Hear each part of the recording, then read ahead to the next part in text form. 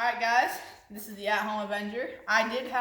This is my knife handle making video. I had one made while I was actually making it. I was recording that, but it did not work out because YouTube was having problems with me. So I'm just gonna walk you through this process. I'm gonna try to be pretty quick.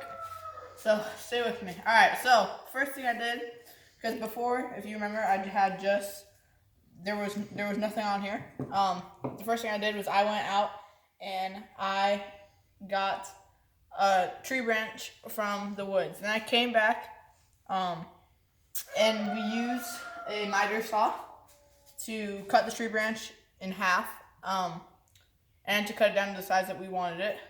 And then after that, we used drill bits, and we went through, we made the holes to match this. Me and my dad did.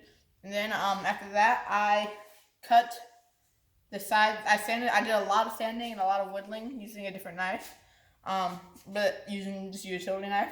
Then after that, I cut down the sides using a reciprocating saw, and then I sanded that down with I think I used 100 grit, probably 60 grit maybe, but 220 probably, and 400 grit.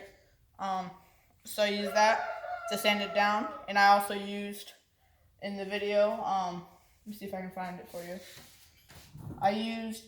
It's called Gorilla Epoxy.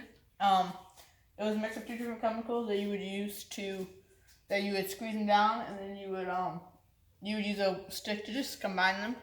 And then I did that, and I had the 5/16 inch wood push pins or pins that I put through the hole. And then I glued that. And I did that before I did any of the whittling or any of the sanding. And then I let that dry using a vise.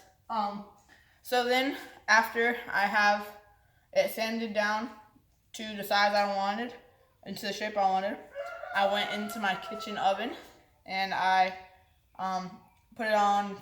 I just cranked the burner up as almost as high as it would go, and I burnt the handle, if you can see here, and I just used that to burn the handle down just to give it that little burnt effect. And then after that was done, I came out here, and this is called Hellsman Spar-Urethane. It's a gloss that I used for my handle. Just dipped it in that and then let it out for dry, and just did a little bit of sanding. And then my handle is done, and here, Martin, come over here. We actually just bought a belt sander,